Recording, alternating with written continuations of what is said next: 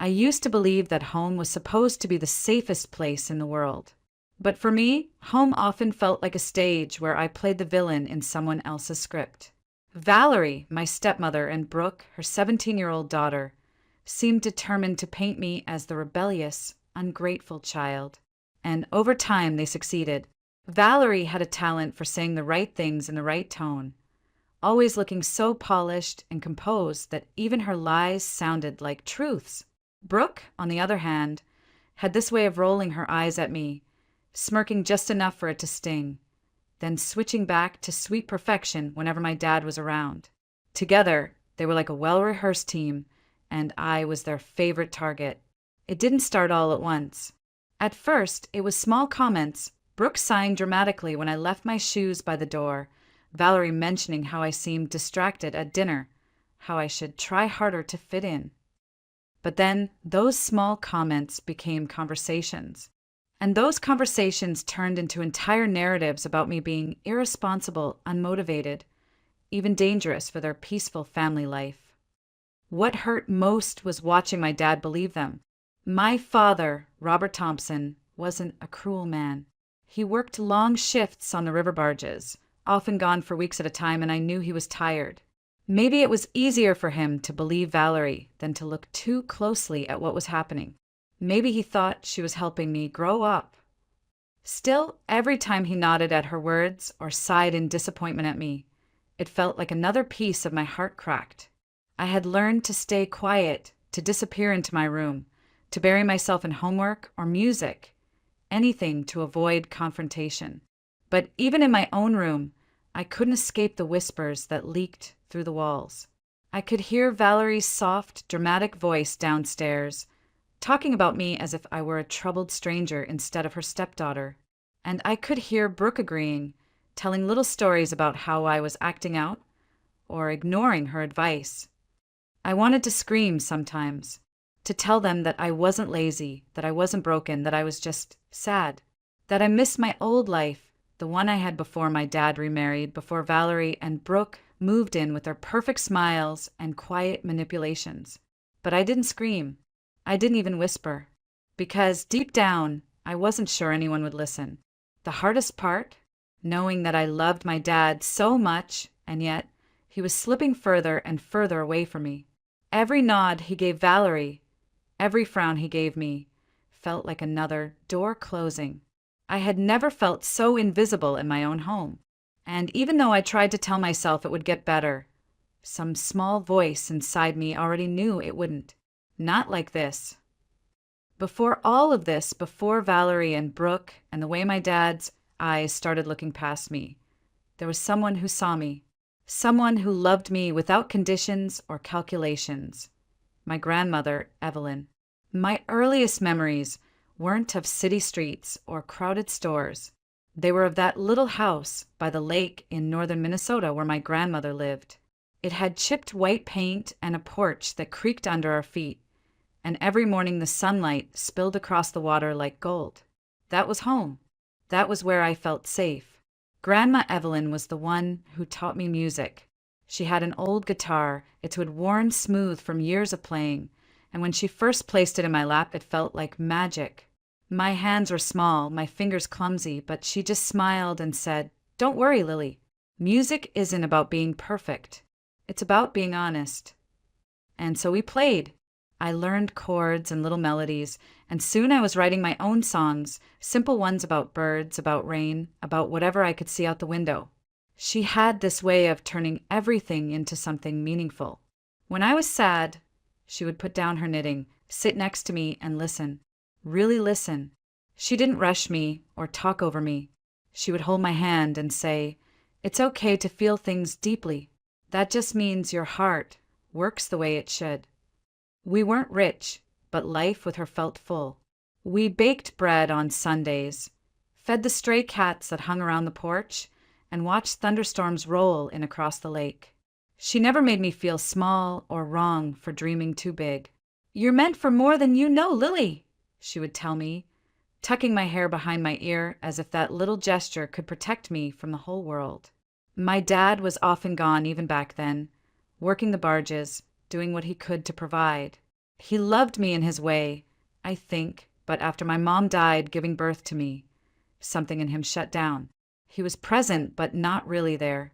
Grandma filled in the spaces he couldn't, and for a long time I didn't mind. I had her, and she was enough. But then she was gone. It happened fast, one winter morning. Her heart just stopped. I was 10. One day I was sitting at the kitchen table watching her knead bread, and the next I was standing in a cold cemetery, holding a bunch of white lilies that matched the snow. My safe place, my warmest person, was gone forever. That was when my dad decided it was time for me to move in with him, full-time, down in Minneapolis. He said it would be better, that we'd be a real family now. But deep down, I think it was because he couldn't face that empty lake house without her. I didn't argue. I packed my guitar, my notebooks full of half-written songs, and I left behind the only place that had ever felt like home. I thought maybe it wouldn't be so bad. Maybe moving in with Dad would be a new start. But I was wrong. The lake house felt like it had been carved out of my soul. After Grandma died, it was like someone had turned the volume down on the world. Everything was quieter, colder, emptier. My dad arrived the morning after the funeral, standing in the doorway like a stranger in his own childhood home. He looked at me, his eyes soft but distant, and said, "Pack what you need, Lily. We're moving downstate. It'll be better for both of us." Better. That was the word he used.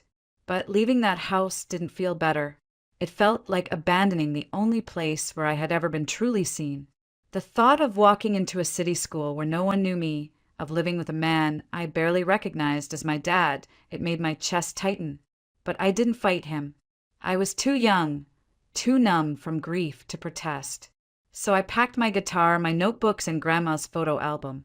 We left that same afternoon, the lake vanishing behind us in the rearview mirror like a dream, fading after sunrise.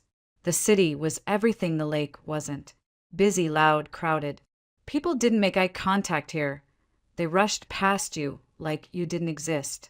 Our new apartment smelled of fresh paint and someone else's cooking from the floor below. It had white walls, spotless carpets, and no history. No warmth. At first, Dad tried. I could see he was nervous having me full-time now.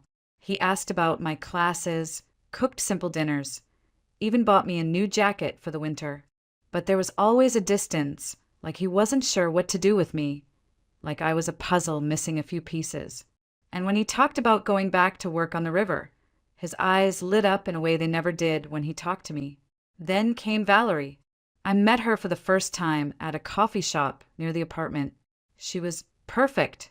Glossy hair, elegant clothes, that warm smile people practice in mirrors. She said all the right things, asked about school, even complimented my guitar case. For a moment, I thought maybe this move wasn't going to be as bad as I feared. Maybe we really would be a family. I didn't know then how fast things could change, or how easily someone could take what little trust you had left and twist it into something unrecognizable. When Valerie moved into our lives, she brought a wave of changes I didn't fully understand at first. She wasn't just charming, she was strategic. Every smile felt perfectly timed, every gesture deliberate, like she was auditioning for the role of perfect stepmother. And for a while, I believed her. She and her daughter Brooke arrived with expensive luggage, designer handbags, and a confidence that filled every corner of our apartment. Valerie made it clear she was here to help my dad and support me through this so-called transition. Brooke, 17 and effortlessly stylish, gave me a once-over when we met, then smiled like she already knew everything about me. "Cute guitar," she said, her voice smooth as silk. "Maybe you can teach me a chord or two sometime." It sounded friendly. It even felt friendly at first. For the first couple of weeks, life seemed almost hopeful. Valerie took me shopping, saying I needed clothes that fit who you are becoming. She complimented my hair, suggested subtle makeup tips, and even invited me to sit with her while she worked on her laptop, asking about my school assignments. Brooke acted like a big sister, showing me how to braid my hair in fancy styles and giving me playlists of her favorite songs. I thought maybe this is what a real family feels like. One Saturday morning, Valerie came into my room holding a cup of tea. "I know this hasn't been easy on you," she said softly, sitting on the edge of my bed. "Losing your grandmother, moving here, adjusting to school, but we're going to make it work, okay?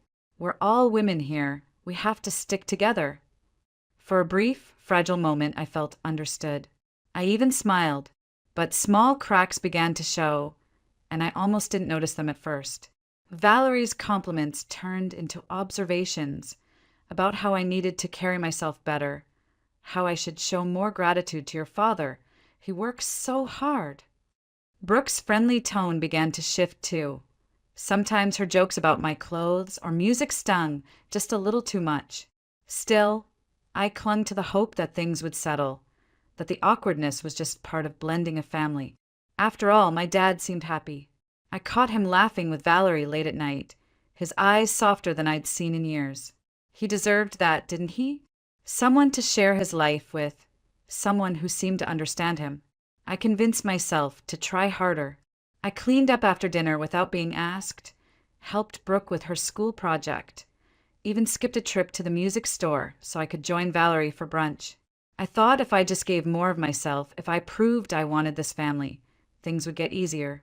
But I didn't know then that what I saw as bonding was actually just the setup, a carefully crafted opening act before everything shifted, and not in my favor. It happened quickly, faster than I expected.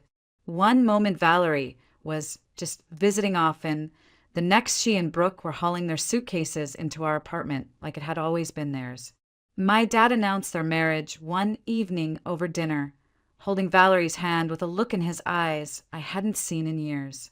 "I wanted you to hear it from me first, Lily," he said, smiling nervously. "Valerie and we've decided to make it official." I forced a smile. "That's great, Dad." And I meant it, or at least I wanted to mean it. He deserved happiness, and if Valerie brought that to him, then who was I to stand in the way? The first few days after the wedding felt almost normal, but soon things shifted. Valerie's warmth cooled. The gentle advice turned into subtle criticisms. "Maybe you should keep your hair out of your face, Lily, it looks unkempt." Or, "You spend too much time with that guitar. Shouldn't you focus on more practical things?" Brooke followed her lead, rolling her eyes when I spoke, laughing at my clothes, whispering into her phone whenever I walked into a room. At first, I thought it was me, that I was doing something wrong. I doubled down on chores, thinking maybe I needed to show I could pull my weight. But the more I did, the more they asked of me. Dishes, laundry, vacuuming, the list grew until it felt like I was living in a house where my only role was maid. And when my dad came home from work, Valerie played the perfect wife, serving warm meals and giving me smiles that never reached her eyes. She would casually mention, "Lily seems a bit tired lately. Maybe school is overwhelming her." My dad would glance at me with that worried frown, then look back at Valerie and nod. It only got worse when she suggested I take a break from my music. "It's sweet that you have hobbies, but you need to focus on things that matter, Lily. College applications won't care about little songs." Little songs. I tried to protest. "Music is important to me." "Grandma," Valerie interrupted with a soft laugh. "Oh, honey, I'm not saying you shouldn't have fun, but let's be honest, it's just noise at this point. You're not going to be a rock star." I felt the words like a physical slap. For the first time, I didn't respond. I just put my guitar away, telling myself it was temporary, telling myself she was just looking out for me. But then came the day Brooke tossed one of my notebooks on the table. "You actually write lyrics? That's cute." She smirked. "No wonder you don't hang out with anyone. Too busy being dramatic." Something inside me cracked that day. I felt like I was losing not just my music, but also myself. Yet when I looked at my dad for support, he was already putting his arm around Valerie, thanking her for keeping the house running smoothly while he worked. I wanted to scream, but instead I stayed quiet. And in that silence, Valerie and Brooke began to reshape everything about my life and about me. It's strange how quickly life can shrink. One day you're planning to audition for the youth music program, dreaming about songwriting, and the next you're scrubbing dishes while your guitar gathers dust in the corner. That's what my life became. Valerie had a way of speaking like everything was for my own good. She told my dad I was distracted, that music was keeping me from focusing on my studies, and before I could even defend myself, I was unenrolled from my after-school music program. I tried to fight back at first. Dad, music is important to me. Grandma wanted me to keep playing, but Valerie cut me off, her voice syrupy sweet. Your grandmother would have wanted you to succeed in life, Lily. A good education, a proper career. Playing guitar is fine for a hobby, but it's not a future. My dad looked at me with tired eyes, like he wanted to agree with me, but didn't have the energy to argue. Just give it a break for now, kiddo. We can revisit it later. Later. That word hung over me like a shadow because I knew it really meant never. Brooke took her cues from her mom. She made fun of me for still caring about that silly music stuff. Joked about me being a one-girl garage band.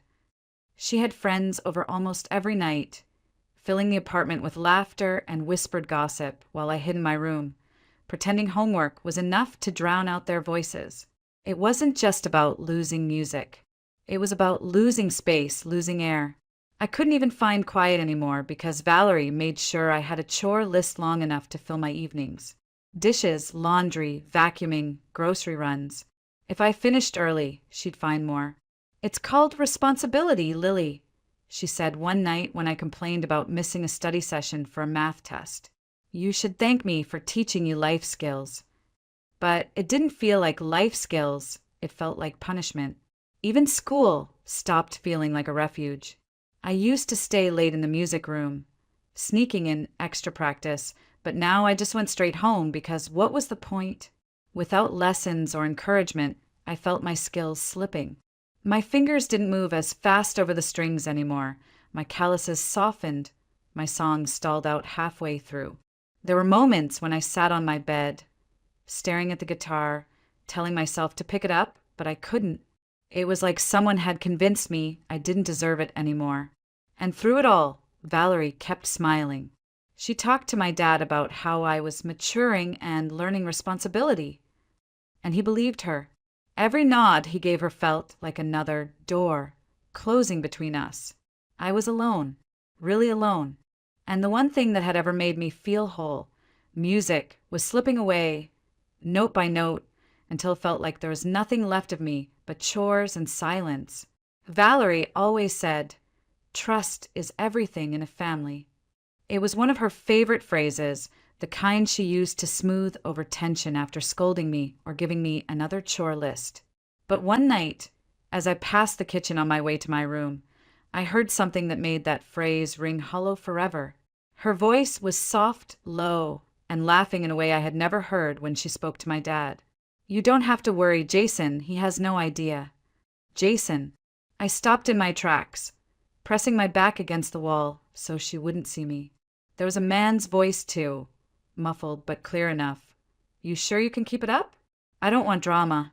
Valerie chuckled again. That silky tone she never used on anyone but him. "Relax. Robert's never around long enough to notice, and Lily? She wouldn't dare say a word, even if she did suspect something." My chest tightened, my ears buzzed. I didn't know what to do. I wanted to run in there and scream, to call my dad right then, but something inside me froze. What if no one believed me? What if this somehow got turned against me the way everything else always did? That night, I lay awake staring at the ceiling, my mind spinning. Images of Grandma flashed in my head. How she always told me, "Lily, truth has a way of coming out, even when people try to bury it." But how? How could I make anyone see what I'd heard? The next morning, Valerie acted like nothing happened. She made pancakes, complimented my hair, even asked about a science quiz I had. The hypocrisy made me feel sick. I watched her laugh with my dad that evening and wanted to shout, "She's lying to you." But when he smiled at her, looking so relieved to have someone he trusted, I stayed silent. That silence ate at me for days. Every time Jason showed up when my dad was working a late shift, I felt like I was standing on broken glass. Once, I even saw him leave our building at dawn, adjusting his shirt, glancing around like he was checking for witnesses. I knew I needed proof. Just telling my dad wouldn't be enough. Valerie was too good at twisting things, and I had already been painted as the moody, ungrateful teenager. So I scraped together my allowance and bought a small camera from an electronics store, the kind meant for pet monitoring. I hid it on the bookshelf in the living room, angled just right to catch the hallway and the front door. The first time I hit record and left for school, my hands trembled. It felt wrong, like I was betraying my own home. But every time I remembered Valerie's words, "He has no idea," my resolve hardened. I didn't want revenge. I didn't even want to be right. I just wanted my dad to see the truth, because the truth was the only thing I had left. The camera didn't lie. The first few days it caught nothing but ordinary life. Valerie talking on the phone, Brooke walking in and out, me doing chores with my headphones on.